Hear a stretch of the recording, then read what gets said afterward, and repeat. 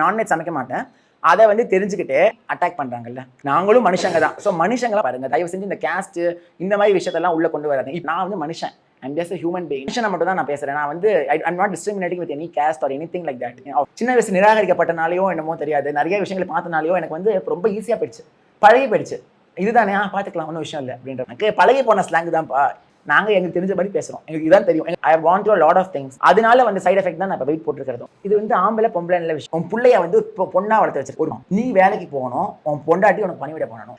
இதெல்லாம் வந்து வீட்டுல இருக்கிற ஆத்துக்காரி பண்ண வேண்டிய வேலை. நீ வந்து இப்படிலாம் வீடியோ போடக்கூடாது. நீ முதல்ல நிறுத்துற வழியை பாரு.